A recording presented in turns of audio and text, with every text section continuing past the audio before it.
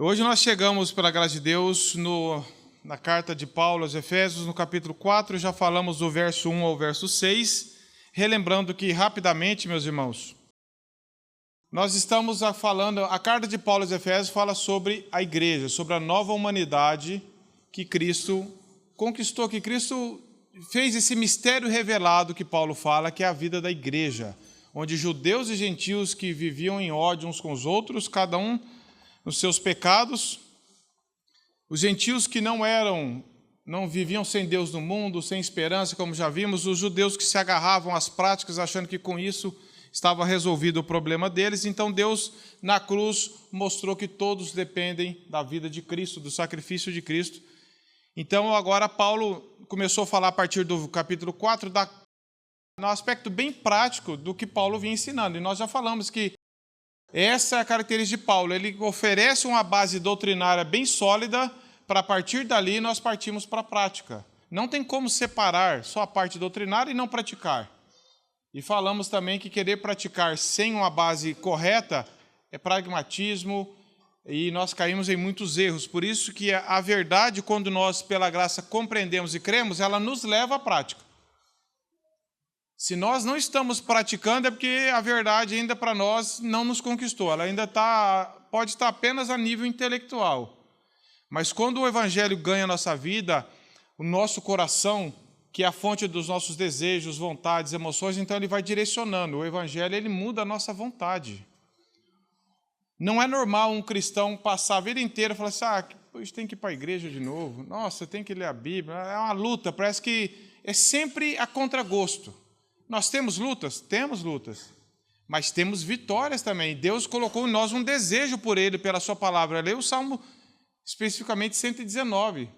Você vai anotar, anota cada versículo dos 176 versículos, quantas expressões tem ali, tenho prazer na tua lei, medido na tua lei, quanto amo a tua lei.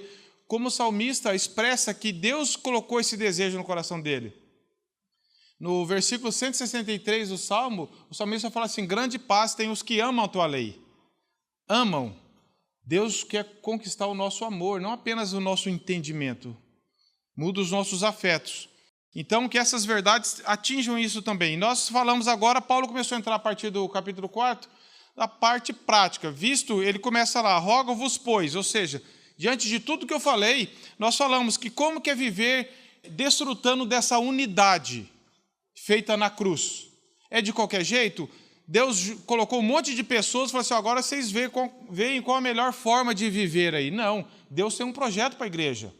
Deus tem uma forma correta de nós vivermos como igreja. Não é só ajunta aí e cada um faz o que é melhor de acordo com as suas convicções. Deus tem um projeto para a sua igreja. E é isso que Paulo está ensinando, para nós vivermos em unidade. E ele falou, recapitulando nos versos de 1 a 6, Paulo fala assim, com toda humildade e mansidão. O primeiro aspecto para nós desfrutarmos de unidade é humildade. Sem humildade é só divisão. Porque é o orgulho que falha, é a minha vontade, o meu jeito, é crítica, é tudo. Nós podemos vestir iguais, cortar o cabelo igual, ter o mesmo linguajar e estarmos completamente divididos. É isso que a religião faz, a religião morta. Que é padronizar o exterior, mas o coração não é unidade. Paulo está falando, se houver a humildade de Cristo, e não é a minha humildade, é um esvaziamento. Como o João Batista lá fala, convém que ele cresça e que eu diminua. É conforme eu entender que Cristo, ele mesmo diz que eu aprendi de mim que sou manso e humilde de coração. Então nós vimos que humildade, mansidão, longanimidade, suportando-vos uns aos outros em amor. Paulo fala, esforçando-vos diligentemente por preservar a unidade, porque é um só Deus, um só Pai, uma só fé, um só corpo. Isso exige um esforço nosso, não para eu produzir isso, mas para eu levar para a cruz a minha alma, meu orgulho e cravar ali. Falar, Senhor, eu não posso impor isso. Eu tenho que, pela graça, praticar isso. Depender do Senhor. E agora, nesse trecho que nós falamos, que nós vamos falar hoje, está dos versos 7 ao verso 7 ao verso 16, onde nós lemos assim.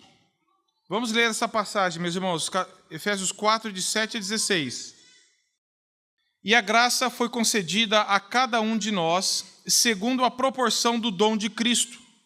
Por isso diz, Quando ele subiu às alturas, levou o cativo ao cativeiro e concedeu dons aos homens. Ora, que quer dizer subiu, senão que também havia descido até as regiões inferiores da terra?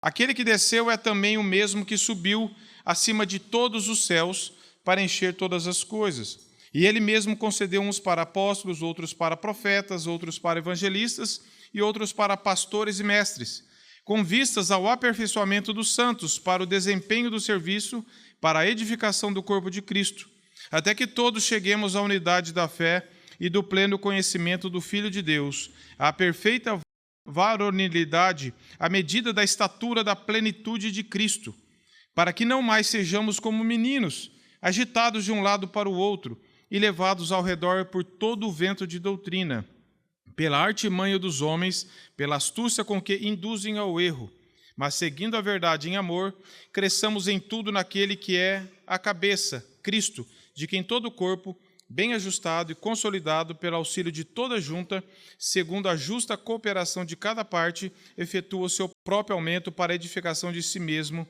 em amor. Vamos orar. Senhor, nós lemos a Tua palavra, que ela é viva, ela é eficaz, ela é inspirada pelo Senhor. E nós estamos diante dela e nós temos que nos curvar a ela, porque ela é a Tua palavra, ela representa a Tua vontade para nós. Não é uma sugestão, ela é a Tua vontade, Senhor. Que nós devemos, pela graça, obedecê-la. Nos dê condições de praticar isso, de compreender isso, de obedecer isso e de viver um pouco mais essa realidade em nosso meio. Nós dependemos totalmente do Teu Espírito Santo para isso. Em nome do Teu Filho amado que oramos. Amém. Meus irmãos, eu espero conseguir transmitir um pouco para os irmãos aquilo que eu aprendi com esse texto. Quantas vezes nós lemos essa passagem e a gente não repara nas verdades que ela produz em nós, que ela significa. E eu tenho orado, falei, Senhor, que eu transmita, porque transmitindo eu vou aprender um pouco mais e vou crer um pouco mais nisso. Paulo vem falando, meus irmãos, de unidade. E ele vinha falando que todo mundo tem que andar em humildade, todo mundo tem que andar em mansidão, em longanimidade. Depois ele fala um só corpo, uma só esperança.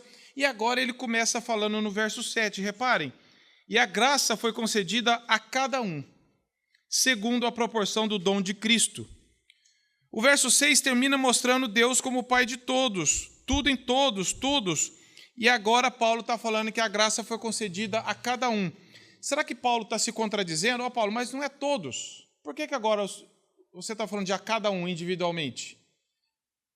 A unidade, ela exclui a nossa individualidade, o fato de Deus conceder dons a cada um de nós, ao fato de nós termos responsabilidades pessoais. Paulo agora ele vem falando de cada um. Dos versos 7 ao 10, Paulo fala de dons e suas origens. No verso 11, ele lista 5 dons. Não é uma lista exaustiva, ou seja, não é só isso. Ele está falando de 5 dons específicos de ensino da igreja e muitos outros dons subdividem desse e descorrem desses. Dos versos 12 a 16, Paulo fala então a finalidade, qual o propósito que Deus faz tudo isso. Então Paulo passa de todos nós agora para cada um de nós, sem quebrar o princípio da unidade. Ao contrário, agregando ao princípio da unidade. Paulo não está se contradizendo. Paulo não está falando, peraí, eu estava falando que é todos, mas tem isso também, como conciliar isso? É isso que nós vamos entender. Paulo está falando aqui que a graça de Deus, verso 7, foi concedida a cada um de nós. Isso, meus irmãos, porque o nosso chamado como cristão, Deus nos salvou individualmente. Deus trabalha em nossas vidas individualmente.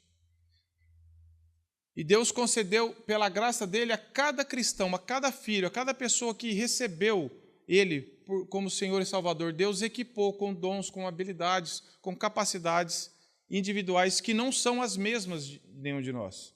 Nós vemos isso em nosso meio aqui. Então, o que Paulo está ensinando é que Deus não tem uma fábrica de coisas iguais, de mesmice e monótona, alguns autores falam. Todo mundo é igual, tem os mesmos dons, faz as mesmas coisas. Pensa se a igreja iria funcionar se todo mundo fizesse a mesma coisa, tivesse o mesmo dom, ou se um só tivesse todos os dons. Essa pessoa se acharia autossuficiente. Eu não preciso de ninguém, porque eu tenho todos os dons. Ninguém tinha. Paulo pedia oração para os outros, Paulo pedia auxílio. E muitas vezes o orgulho nos faz pensar que eu sou o suficiente, por isso que Paulo fala humildade. O primeiro passo da humildade é falar assim, eu não tenho todos os dons, todas as habilidades, eu preciso dos irmãos. Cada um de nós tem que confessar isso. Porque senão a pessoa começa a achar, corre para dois erros. A pessoa acha que ela tem todas as habilidades e dons, ele é o camisa 10, faz tudo. Ele solta a bola, faz o gol, comemora, faz tudo. Não precisa de ninguém. Ou a pessoa acha que ele não tem utilidade. Tem tanta gente na igreja com habilidade, com dons, o meu não significa nada. Eu sou apenas um frequentador da igreja, lá não faz diferença se eu vou, se eu não vou. Deus não está preocupado se eu estou me envolvendo ou não, porque eu não tenho dons. Aí eu não prego, aí eu não ensino, e a gente costuma ver isso só com pessoas talvez que estão num ofício mais público. Mas não é isso que Paulo está falando, não é isso que é a palavra de Deus. Se você é um cristão e está ouvindo hoje, você foi equipado pelo Espírito Santo de alguma forma para contribuir no corpo de Cristo. Não existe membro inativo, não existe membro morto, não existe, por que eu estou no corpo de Cristo? Posso arrancar esse dedo aqui, esse dedo está à toa aqui, não existe isso. Então, a primeira coisa que Paulo está falando, pera lá, se vocês são cristãos, se vocês foram salvos, vocês não podem se excluírem e falar, eu quero ser mais um na multidão ali. Eu só vou lá.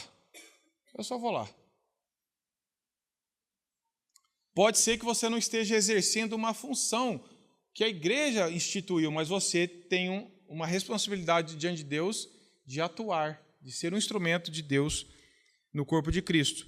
E nós vemos que Paulo fala que a graça foi concedida a cada um de nós, e ela não foi segundo o mérito de cada um, não foi nós que escolhemos.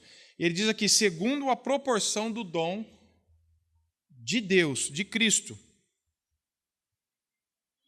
Calvino, ele fala assim, Paulo descreve como Deus guarda e preserva a unidade. Ele não dá a ninguém perfeição, para que as pessoas falem assim, eu sou autossuficiente. Todos nós estamos no corpo. A figura da igreja, uma delas não é o corpo interligado? Não foi o texto que o Gabriel leu? Por que você corre o risco de achar eu não tenho importância? Não faz diferença eu ir ou não ir, não faz diferença eu me envolver ou não, tem tanta gente. Será que Cristo te inseriu no corpo dele sem utilidade nenhuma? Só para ser um frequentador do culto? Só para vir quando você quer? Só para fazer o que você está com vontade? Será que Cristo errou ao te enxertar no corpo dele? Claro que não, né, meus irmãos? Nós podemos distribuir funções, mas o dom é de Deus. O que seria esse dom? Eu peguei essa definição que Augusto Nicodemos fez, que eu achei muito compacta, muito prática. Ele diz assim, são habilidades, capacidades que Deus nos dá, para, através delas, Ele agir no mundo, agir na igreja, edificar seu povo e cumprir os seus propósitos. Por isso, esses dons são vitais para a igreja, para que ela cumpra o seu propósito. E Deus, ao longo da história, tem levantado pessoas com diferentes dons para exercer sua vontade, e com certeza você não está excluído como parte do corpo de Cristo. Então, tem muitas pessoas que elas nascem com habilidade. Nicodemos confessa, ele testemunha isso, que ele sempre teve facilidade para falar, para liderar, para falar em público, e desde antes de converter, as pessoas viam isso nele, ele conta. Ele falou assim, quando Deus me alcançou, eu canalizei isso para o Evangelho. Deus falou, você vai usar isso que eu mesmo te dei para expandir o Evangelho. E tem outros casos que a pessoa, ela depois que ela é convertida, ela é alcançada pela graça, ela começa a ser tão útil no corpo de Cristo que ela fala assim, eu nunca imaginei que fosse fazer isso, porque isso não faz parte nem do meu temperamento de nada, mas Deus me capacitou para fazer algo que naturalmente eu não faria. E o fato é que as habilidades que Deus nos dá, o dom de servir, vários dons, é Deus quem nos dá para nós, a cada um de nós. É como a conversão, meus irmãos. Quantos daqui tiveram a mesma experiência de conversão? Igualzinho, não tem. Mas todos nós somos alcançados por um mesmo objetivo, para a glória de Deus, para servir a igreja, e Deus te equipou. Você não pode cruzar os braços e falar assim, eu só vim aqui para receber. Eu sou um jurado. Eu vim aqui para avaliar a pregação e avaliar o que os outros estão fazendo. O dom da crítica não tem. Eu só vou lá para olhar, eu vou apontar, está errado, está faltando, aquele não sei o quê, não gostei do louvor, não gostei da pregação, não gostei porque não gostei e vou embora. Esse dom não é de Deus, não. Mas muitas vezes a gente exerce isso daí. Habilidades, muitas vezes, que Deus dá quando nós nascemos ou quando nós nascemos de novo, e é segundo a proporção do dom de Cristo. Significa na exata medida que Cristo decidiu e achou por bem dar para você. Agora, nós temos que desenvolver isso. O dom não vem pronto. Mas, quanto mais eu me aproximo de Cristo, me coloco à disposição de Cristo, Deus vai me dando capacidade para desenvolver esse dom. Mas é segundo a medida de Cristo. Não é o mérito de cada um. Não foi eu que me dei esse dom. Não foi vocês que deram o dom que vocês têm. Não foi imposição de ninguém. Segundo o dom de Cristo. O Granconato, com o jeito dele de comentar, ele fala assim, ninguém pode ser, na igreja, se sentir como ele usa essa expressão, um alicate grudado no chão. Para que serve? É um alicate enterrado. Um martelo, não tem utilidade. Existe algum crente assim? Não tem utilidade. Então, nós precisamos entender que quando Deus nos alcançou, Ele nos equipou com habilidades e nós temos, e o seu dom, meus irmãos, a sua capacidade pode ser talvez pouco perceptiva, mas ela é tão essencial quanto qualquer outra. Talvez o que você faça não apareça tanto, mas aquela história, um camponês, acho que foi Spurgeon que falou isso, um camponês que serve o seu trabalho para a glória de Deus e exerce o dom que Deus deu para ele ali, para a glória dele, glorifica muito mais a Deus que um cientista que não teme a Deus. Não é o que eu faço, é para quem eu faço, o objetivo que eu faço. Então, nós não podemos medir pela visibilidade, por impactar tantas pessoas. Spurgeon estava falando, de um livro que eu estava lendo sobre os discípulos, ele fala de André. Como André ele era alguém que, quando Deus alcançou, ele foi evangelizar uma pessoa ali por vez. E falou, ninguém percebia o que ele estava fazendo, mas foi tão importante. Então, o que você pode fazer contribui muito para o corpo de Cristo. Talvez muito mais com o objetivo correto do que pessoas que fazem coisas que apareçam, se o coração estiver errado. A visão bíblica, meus irmãos, da igreja, ela é mais parecida com um barco a remo, onde todos têm que remar, contribuir. Quando você fala, eu não quero, você está prejudicando a igreja. Todo mundo está remando, eu estou num barco só passeando. Do que um barco a motor, que alguém está pilotando e os outros estão como se fosse num iate. Estou curtindo aqui, a igreja é um iate. Tem alguém que pilota e eu estou passeando, fazendo um cruzeiro até o céu. É um barco, meus irmãos. Se você parar de remar, você vai prejudicar o corpo. Se você parar de crescer na graça e no conhecimento de Cristo, você vai prejudicar o corpo. Se você tiver uma vida de pecado que não se arrepende, você vai prejudicar o corpo. Mas pense o contrário. Se você buscar em Deus, se aproximar de Cristo, você vai contribuir para muitas pessoas. E você vai remar, não pelo seu esforço, mas por estar exercendo algo que Deus colocou para você fazer, é função sua e minha.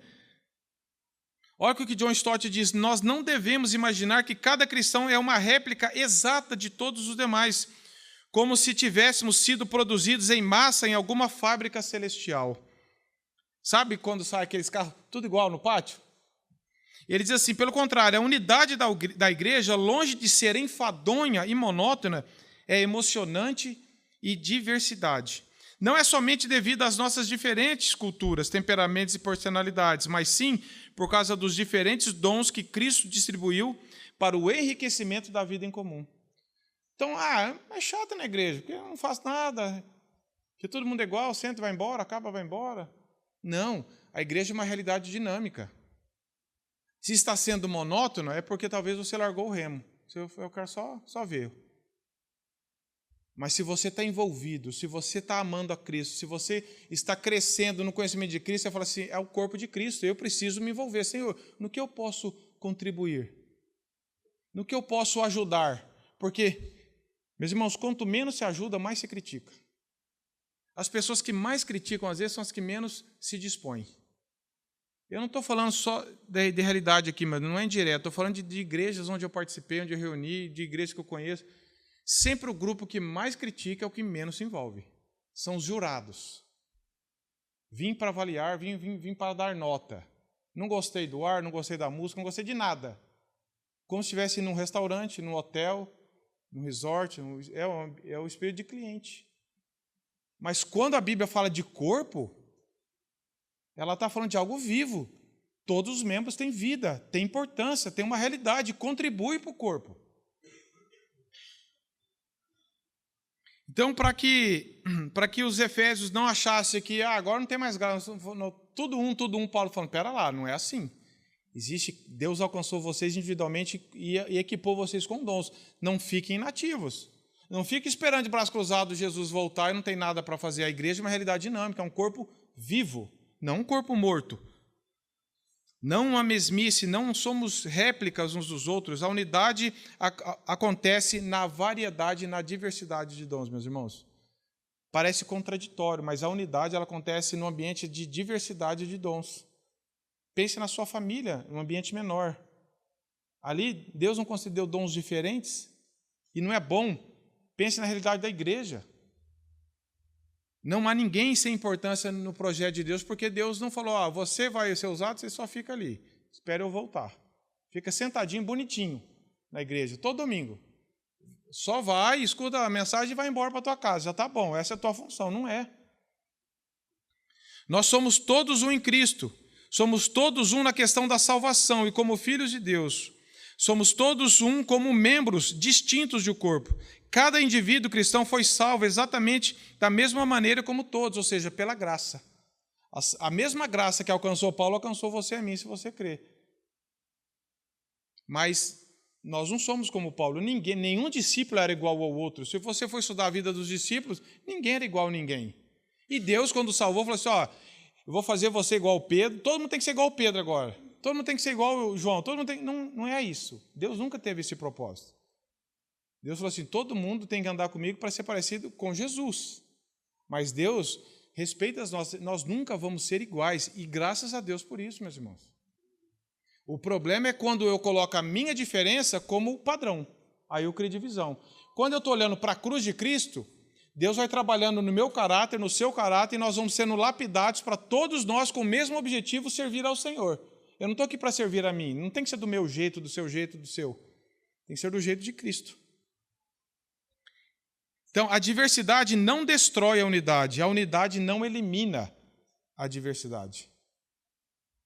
Porque tem muitos grupos que tentam falar assim, não, nós somos muito unidos, a gente veste igual, canta igual, tem que ter o mesmo comportamento. E você pega as instituições que prezam por igualdade, estão todas rachadas, porque não é isso que cria unidade. Não é isso. E a graça salvadora é quem fez isso. E nós devemos falar, Senhor, então eu não posso ficar inativo.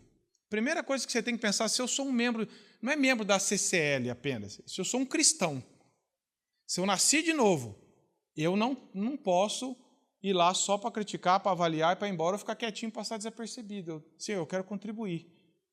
Como que eu posso ajudar? Como que eu posso servir ao Senhor, servindo à igreja? E quem é o doador? Paulo fala, no verso 8, por isso diz, quando ele subiu às alturas, levou o cativo ao cativeiro e concedeu os dons aos homens.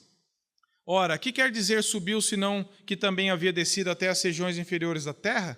Aquele que desceu é também o mesmo que subiu acima de todos os céus para encher todas as coisas. Aqui Paulo está falando, quando Jesus subiu às alturas, ele levou o cativo, nós que estávamos em cativeiro do pecado. Nós vivíamos, quando Deus completou a salvação, a Bíblia diz em Colossenses 1,13 que nós fomos transportados do império das trevas para o reino do Filho do seu amor. E Paulo aqui está falando, citando os Salmos 68:18. Quando ele subiu às alturas, ele levou o cativo. Quem? Nós. O cativeiro. nós estávamos em cativeiro do pecado, da morte, nós estávamos presos. E quando Deus completou a obra dele, nós agora somos servos de Deus, cativos, não mais cativos do pecado. Não existe liberdade, no sentido de que o mundo pensa. Ele fala, liberdade eu faço o que eu quero, na hora que eu quero, do jeito que eu quero. Isso é escravidão do pecado. A liberdade, Paulo fala, é estar em Cristo, é fazer a vontade de Cristo. E agora, Deus completou a gloriosa obra dele, nos levando cativo para o reino do Filho do seu amor e nos deu dons. Nos agraciou com dons para quê? Para completar o quê? Para preencher a vida da igreja, não é para preencher ele.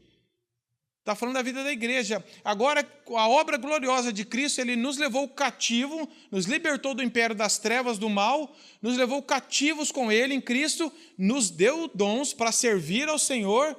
E tem gente que fala assim, eu não quero. Nós estamos desprezando a obra gloriosa de Cristo, o que ele fez e o que ele concedeu para nós. Quando eu me contento em ser apenas um membro paralisado, amortecido no corpo. E ele está falando, o que quer dizer que subiu?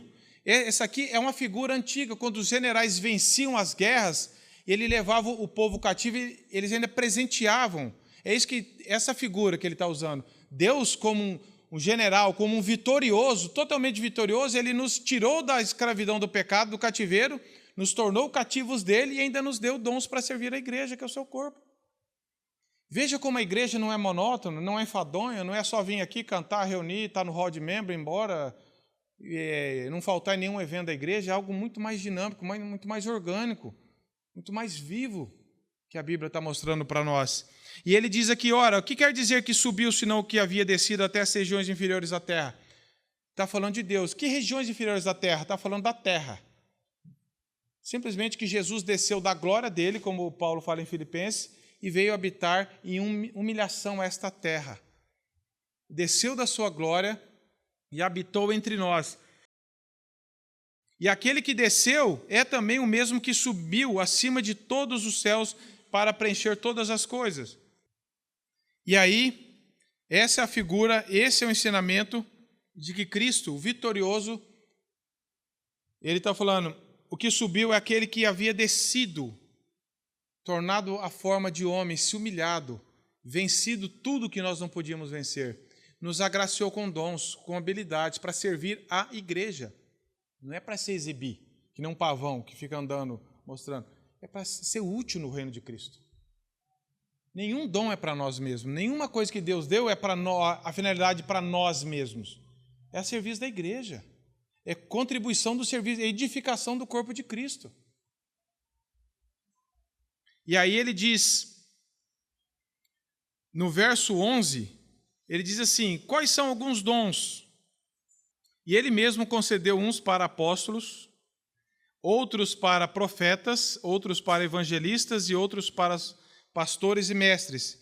Então Paulo agora está falando, ele não está falando que são esses dons e acabou. Ele está falando dos dons de ensino, que muitos dependem desse e subdividem desse.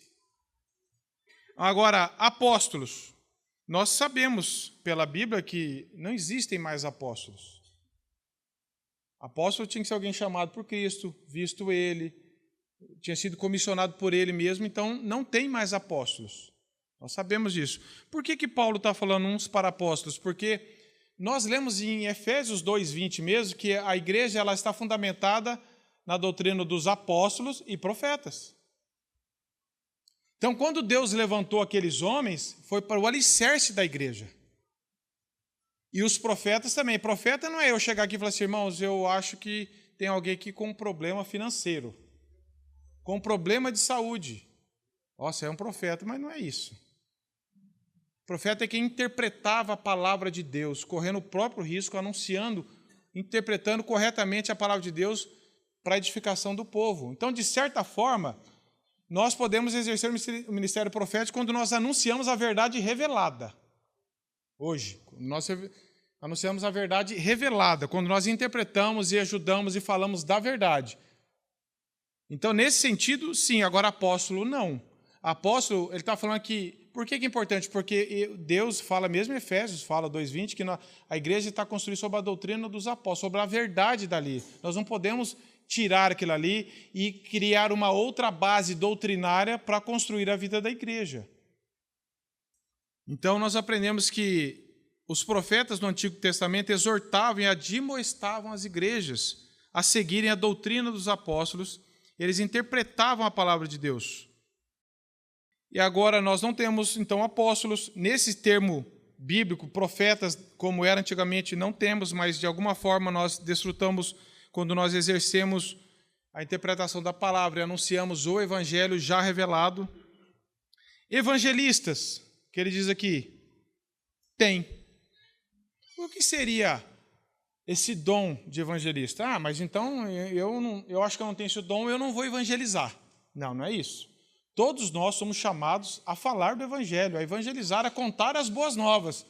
Aliás, você quando é impactado com alguma coisa, ninguém precisa nem te contar para você falar. Você já fala, porque aquilo está no seu coração.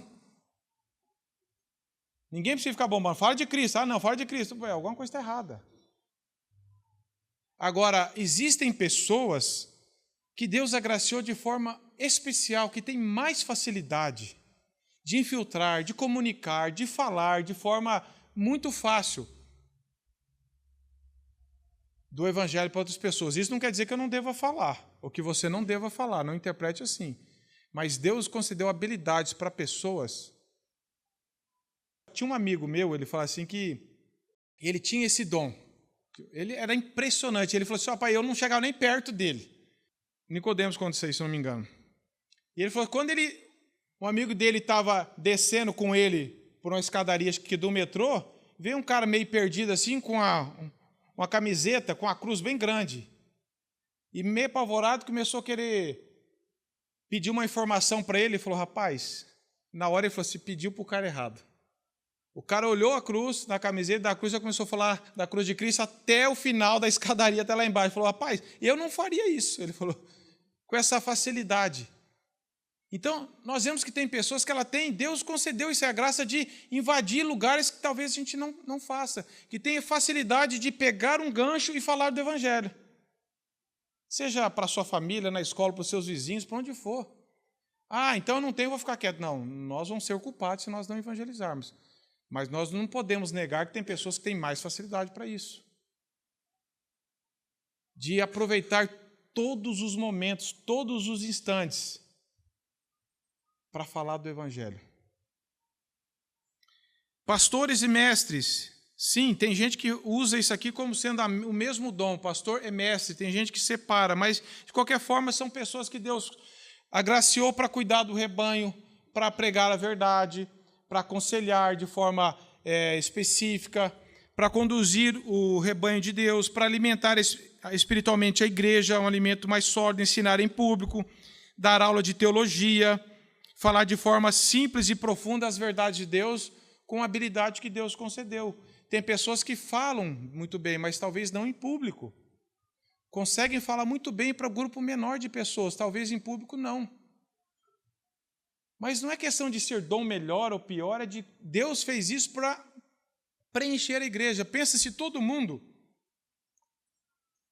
na igreja fala assim, ninguém da igreja tem o dom de falar em público. Ou ninguém da igreja tem um dom de pegar pessoas e dar estudos específicos para um grupo menor. Veja como a igreja sofreria. Veja como é importante isso. Agora, tem outras coisas. Por exemplo, dom de contribuição. Todos nós somos chamados a ofertar com generosidade, a socorrer as pessoas. Ninguém pode dizer, eu não recebi esse dom. Isso aí é quando nós queremos guardar só para nós. Mas nós não podemos negar que existem pessoas que são extremamente mais generosas. Eu, recentemente, não conhecia uma pessoa que veio visitar a gente aqui em casa, um irmão de outra igreja, e um outro irmão que estava junto falou assim, você não conhece esse irmão? Eu falei, não conheço. Ele falou assim, Deus tem agraciado ele com muito recurso financeiro, mas muito recurso. Mas o que esse homem ajuda o reino de Deus, você não tem ideia. O que ele dispõe, o que ele oferta para missões, para a igreja, o que ele ajuda os outros, é um negócio assim que você não precisa ficar pedindo. Ele olhou, ele percebeu, ele não fica preso àquilo lá. Ele falou, cara, é impressionante, todo mundo ao redor dele, e ele não anuncia, é que as pessoas acabam descobrindo. porque quem exerce o dom não precisa ficar anunciando, mas é perceptível. Ele falou, cara, é impressionante. Ele falou, é assustador como esse homem não está preso ao que Deus deu para ele. É liberal. E todos nós somos chamados de alguma forma a ser assim. Então tem outros dons de serviço. Meu irmão, de instruir uns aos outros, todos nós devemos fazer isso. Se você é um membro inativo, você está prejudicando o corpo, porque tem gente que precisa de um conselho seu, de uma visita sua, de um telefonema, de às vezes você falar com alguém pelo WhatsApp. Oi, irmão, como você está? Tem pastores que eu já ouvi falar que quando um membro recebeu uma mensagem, falando assim, oi, irmão, como você está? Ele falou assim, quando ele leu irmão, ele começou a chorar. Porque às vezes a gente trata um com o outro muito formal.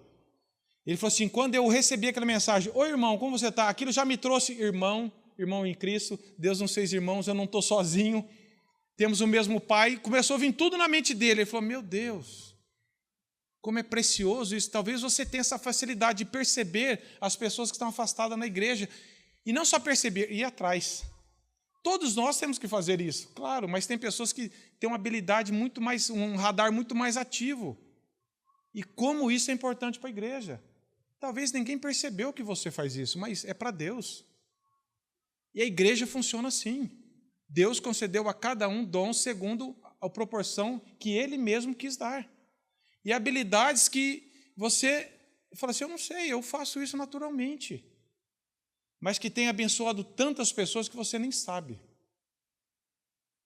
E talvez não é para a gente saber mesmo. Talvez Deus permite a gente saber um ou outro para a gente se sentir estimulado. Mas não deixa saber tudo para a gente não se sentir orgulhoso.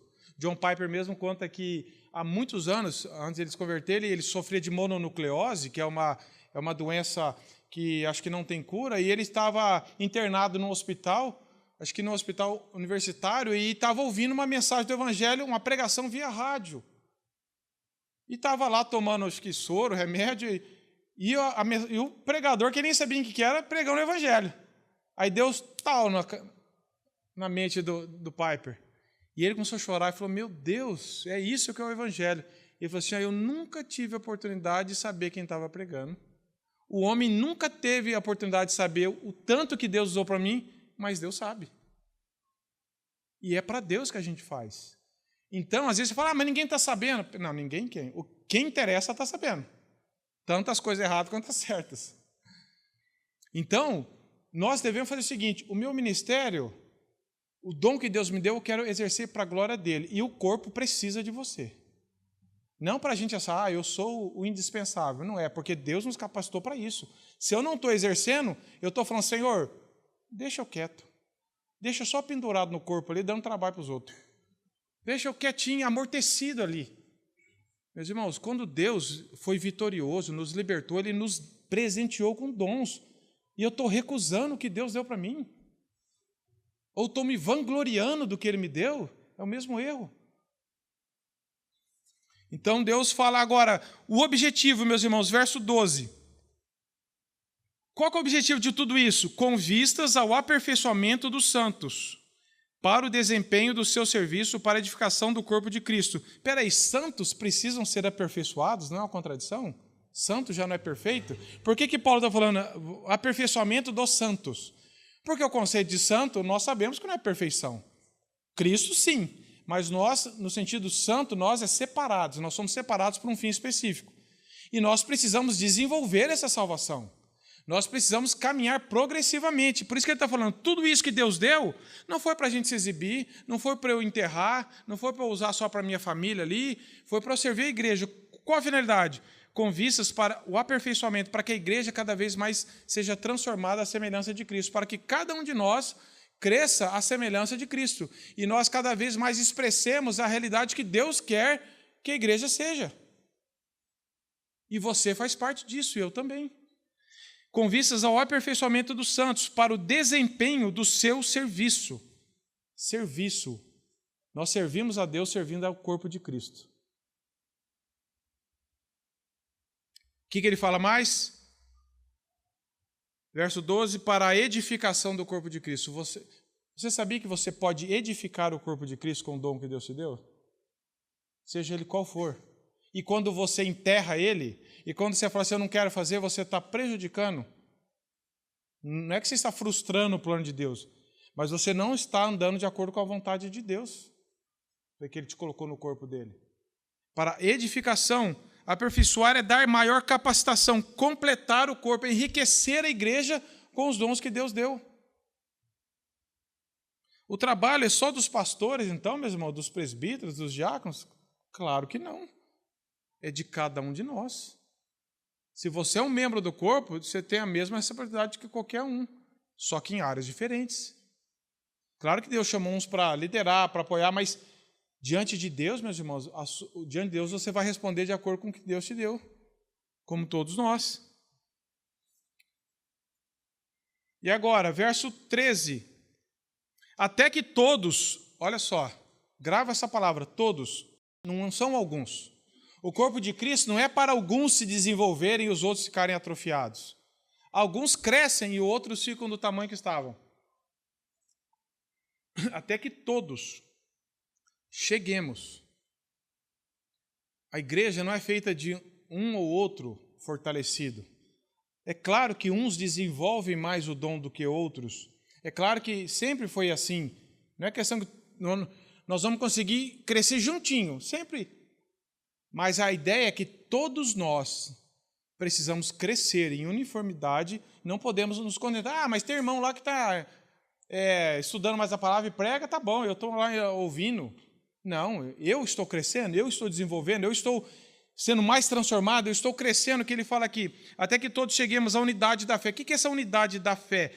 É todo mundo pensar, não é igual, é todo mundo crer na mesma verdade. A igreja não pode ter assim, para mim Jesus é isso, para mim o evangelho é aquilo, o outro, para mim é não sei o quê.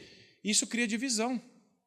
A unidade da fé fala para que todos nós vamos servindo a Deus e vamos crescendo, crendo nas mesmas verdades, que é o evangelho. Não pode haver, para mim é isso, para mim é aquilo, eu não aceito isso, eu não aceito aquilo. Todos nós estamos crescendo no conhecimento, mas a unidade da fé não fala de nós sermos iguais, mas de nós cremos na mesma verdade, no mesmo evangelho, na palavra de Deus, como inerrante, inspirado, infalível e com autoridade sobre nós. Unidade da fé e do pleno conhecimento do Filho de Deus. Será que é possível nós conhecermos cada vez mais a Jesus? Esse é o objetivo da igreja, meus irmãos, não é só reunir, cantar e ir embora. Veja como é nobre e profundo o nosso dever como cristãos, de nós crescermos em unidade na fé, apesar dos diversos dons ter o mesmo objetivo de crer nas mesmas verdades, para juntos crescermos no pleno conhecimento de Cristo, sermos transformados à semelhança dele. Não apenas para adquirir mais conhecimento, fazer mais coisas, mas que tudo isso nos leve para sermos mais parecidos com Cristo. A perfeita varonilidade, a medida da estatura da plenitude de Cristo. Vemos quando Paulo usa essas expressões que não dá nem para...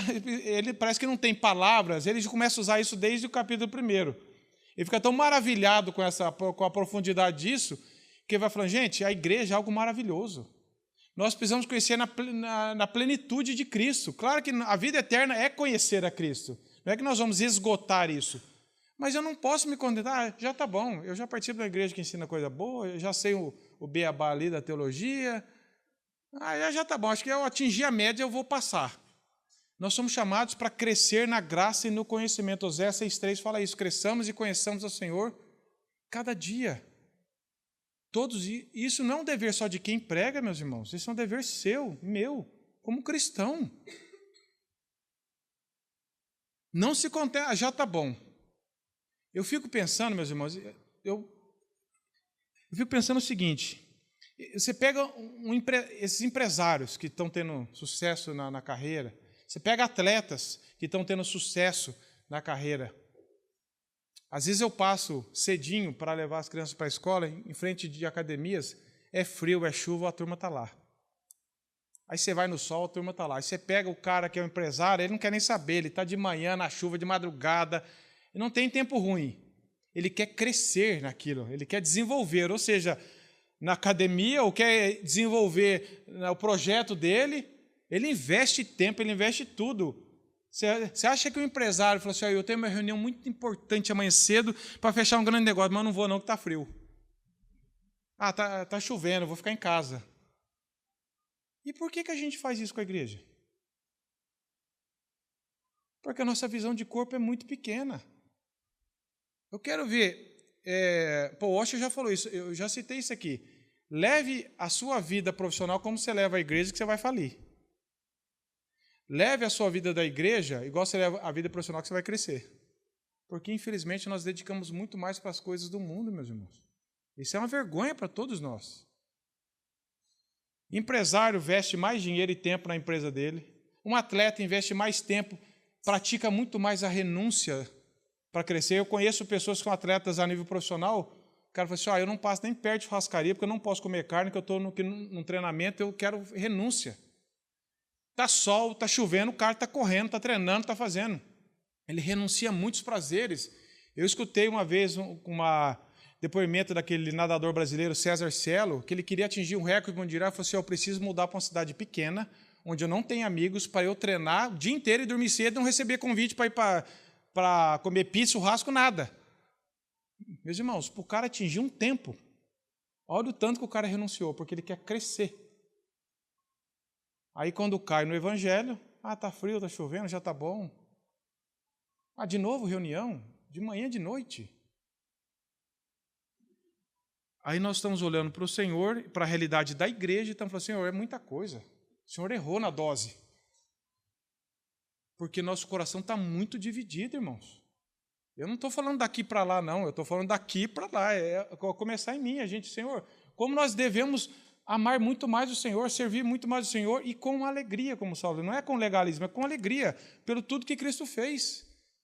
Mas nós damos cada desculpa quando é para as coisas de Deus, meus irmãos. É cada desculpa. E Paulo continua. A finalidade disso, meus irmãos, verso 14. Qual que é a finalidade disso também? Para que não sejamos como meninos, agitados de um lado para o outro e levados ao redor por todo o vento de doutrina, pela artimanha dos homens e pela astúcia com que induz a um erro. Olha o que Paulo está falando. Você quer ser liberto de ser um infantil na fé? Uma criança que cada hora corre atrás da novidade? Estão falando que agora esse movimento aqui é de Deus. Aí o povo corre para lá, aí passa. Não, agora essa igreja que agora está crescendo, eu vou para lá. É igual criança, não tem convicção firme, não tem convicção teológica, não é maduro na fé, fica correndo atrás de todo o vento de doutrina. Todo mundo que fala que é uma coisa de Deus, ele está lá, o primeiro da fila. Não tem critério, não tem conhecimento da palavra, ele acredita tudo. Fica ouvindo tudo quanto é coisa besteira na internet. Todo vídeo de pregador lá é bonito, é de Deus, arrepia, falou comigo. O cara não tem critério teológico, é igual a criança, corre para lá e para cá, não sabe discernir a verdade. Por quê? Porque não está crescendo na graça e no conhecimento. E ele fala aqui, para que não sejamos mais como meninos. Uma criança, pensa uma criança num parque de diversão. Ele vai para cá, corre para lá, vem para lá, esse agora eu quero, esse agora eu quero aquele. É assim que muitas pessoas se comportam teologicamente. Tudo que se apresenta, deve ser legal, deve ser bom. Não sabia disso aí. Quem está pregando isso aí? Onde que está tendo isso aí? Diz que está vindo um coach aí, está lotando lá. Eu vou, deve ser bom. Você fala, meu Deus, esse cara está ouvindo a verdade faz quantos anos? E não tem critério nenhum. Qualquer um que joga uma besteira teológica na cabeça dele, brota. Isso é ser como um menino, meus irmãos, agitado. Ele está querendo atrás de novidade. A reunião da igreja cansa ele. Ficar todo domingo lá, ouvir? Não, eu quero uma coisa nova, eu quero um agito. Louvorzão, aí pinta isso, pinta aquilo, aí vai, não tem limite. E aí diz aqui, agitados de um lado para o outro, levados ao redor por todo o vento de doutrina, como se fosse uma palha. Qualquer coisinha já leva ele, já arrasta ele, já tira ele da verdade. Tudo ele acha bonito, tudo mexe com ele. O critério dele é chorar, emocionou é de Deus. Meus irmãos, eu estou falando porque eu converso com pessoas, meus irmãos, que esse é o critério. Esse é o critério. Mas como você pode falar que isso não é? Porque eu acho tão bonito.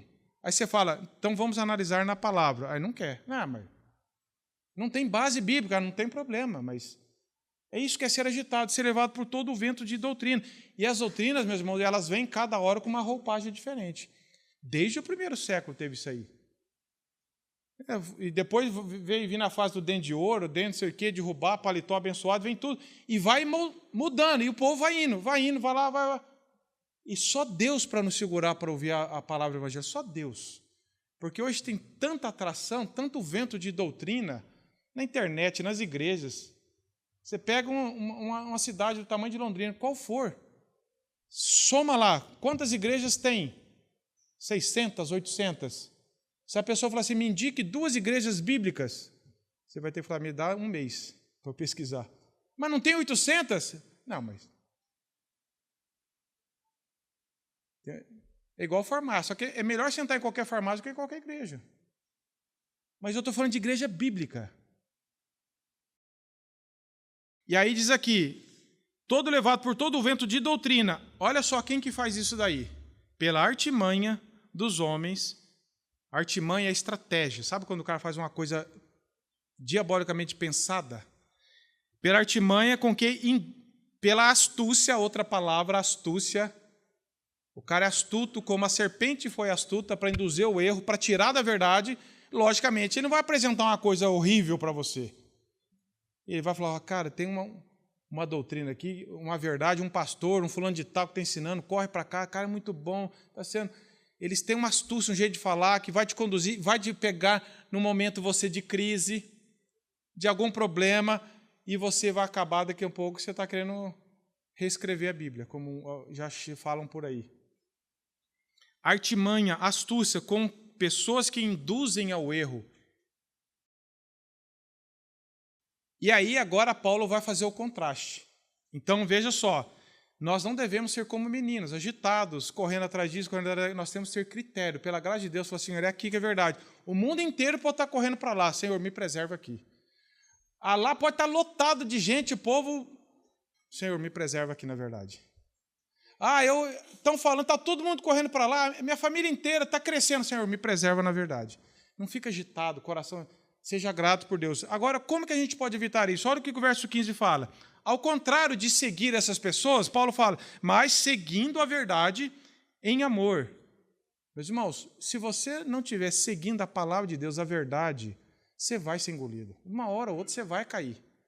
Porque ninguém é forte o suficiente. Talvez você não vai cair nesse, mas um outro vai ser mais tentador e você vai acabar caindo em outro erro de doutrina, outro vento. A única solução para mim e para você é seguir a palavra de Deus. Pela graça, eu falo, Senhor, me dê um coração obediente à tua palavra. Seguindo a verdade em amor. Não é legalisticamente, é porque Deus derramou esse amor em nosso coração, esse amor nos constrange, nos amarra a Ele. Então eu sigo essa verdade. Não arrastado, não querendo, porque Deus muda a nossa vontade, meus irmãos. Aí ele diz, cresçamos em tudo naquele que é a cabeça, Cristo.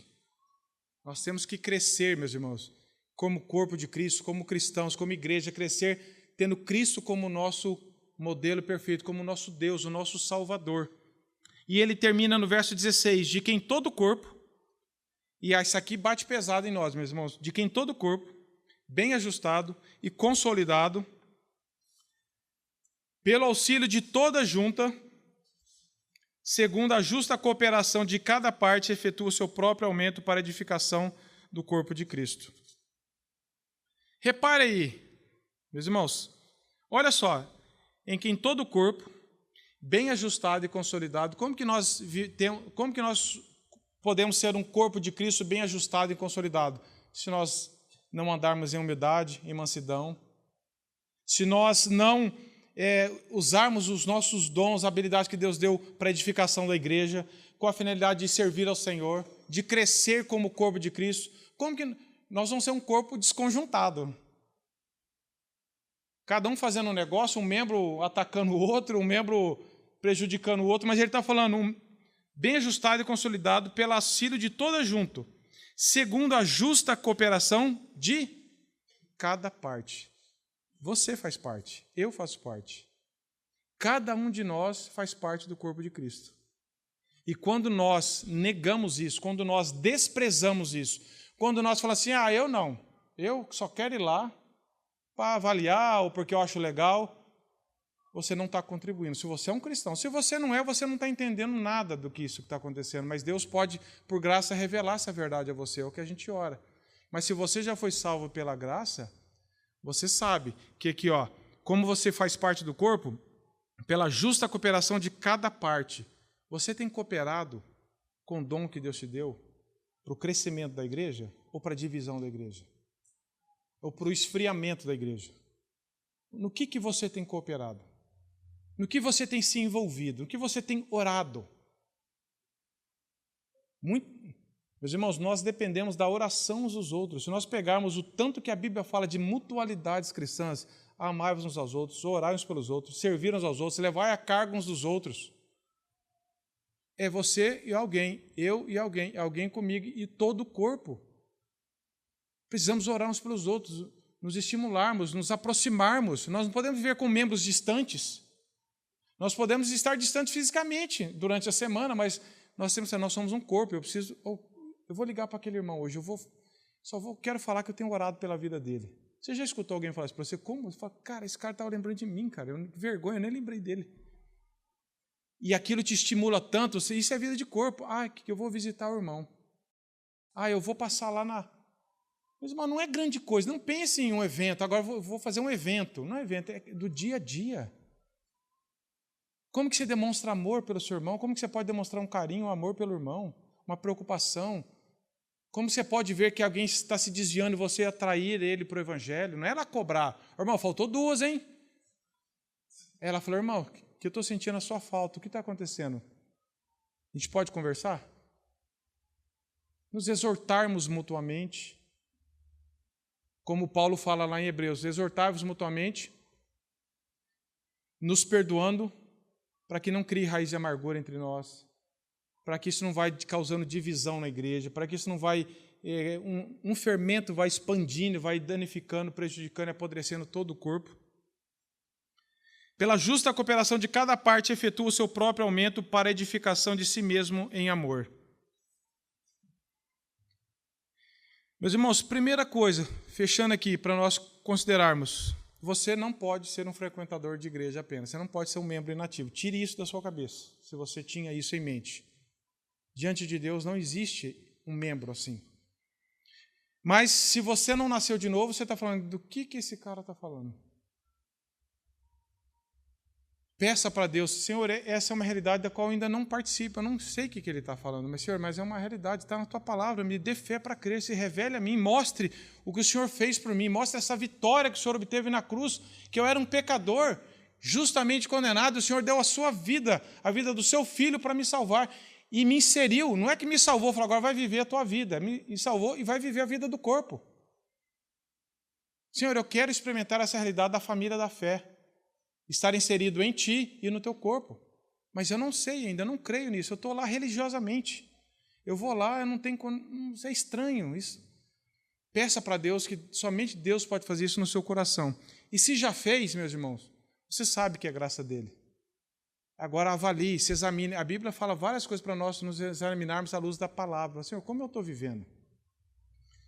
Que tipo de membro eu estou sendo? Senhor, eu preciso me envolver. Eu não quero ser aquele cara que... eu estou no rol de membro, lá tá bom. Senhor, eu faço parte de um corpo, eu sou um membro. Eu tenho que cooperar justamente, eu tenho que estar conectado em ti, no corpo, para que eu contribua.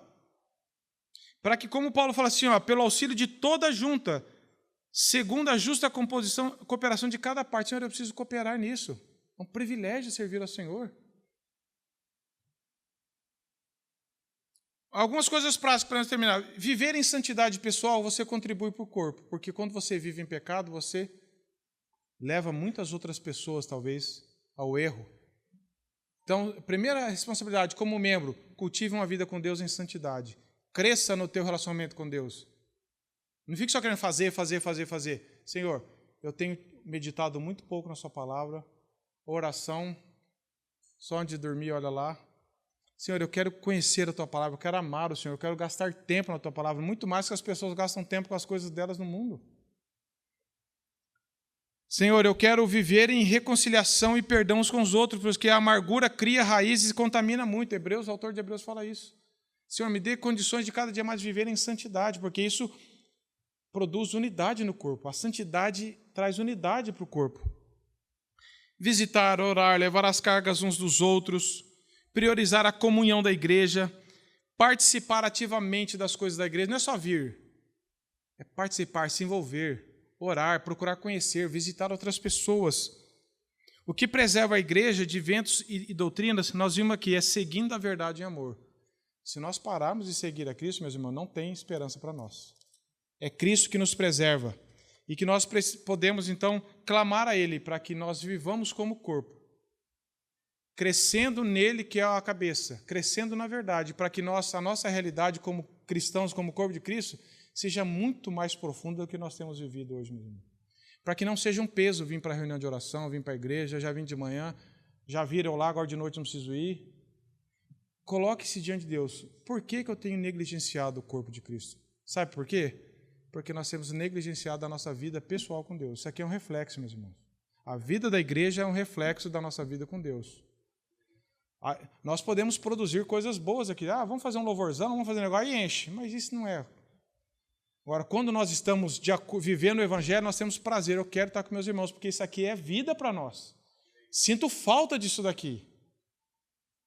Mas, às vezes, nós nos afastamos, porque nós somos pecadores. Mas algum irmão vai perceber e falar assim, vou falar com o Alexandre lá. Vou falar com fulano. E nós nos estimularmos, nós nos falarmos da verdade em amor. Amém? Que Deus nos leve a viver assim mesmo, somente pela graça.